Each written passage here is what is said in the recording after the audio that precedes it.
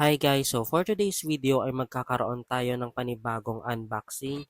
Tapos ang laman ng box na to ay mga pots. So from acid pots lahat ng mga to. Pero kakaunti lang naman to guys, kaya short video lang to.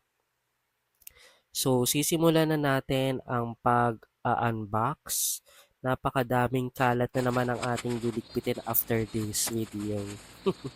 So ayun guys, yung una nating pot ay ito, Doku or Dogu pot na ang kulay niya ay parang ma-cream or tawag dito, parang khaki yung pagkakulay niya. Tapos ganyan yung design. May pagkamahal din tong ano na to, pot na to, pero yung score ko doon 10/10 kasi napakaganda niya. So next naman ay ito, ganun din pero ang kulay naman nito ay kulay itim. So kahit anong kulay ang ilagay mong halaman dyan, babagay kasi kulay itim siya. So yung score ko dito ay 10/10. Next naman natin ay ano ba to? Naghahanap ako kasi baka may free din eh. May mga naliligaw na free. Tsaka iningatan ko na magkalat. Baka magkumalat talaga. So, ito naman, ganun din yung design pero mas malaki siya na version. So, yung score ko dito ay 10/10. Napakaganda, napakalaki. Tapos, ayan, ganyan yung kanyang color, ma-red siya. Tapos, ang ilalagay ko dito, red or pink na halaman para mas babagay talaga dun sa pot.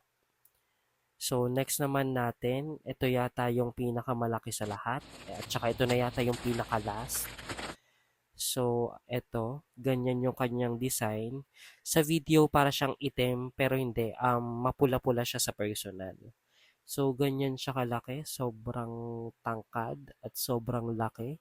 Parang iba na yun ah. So, ayun guys. Dumi na ng isip eh, no?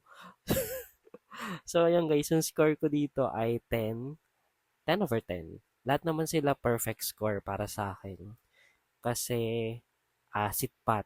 Tsaka maganda yung quality ng acid pot. Kaso, mahal nga lang.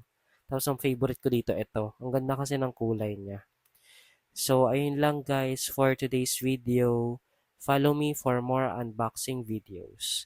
Tapos, huwag nyo na din kalimutan na pusuan itong video na to. So, ayun guys. Bye-bye!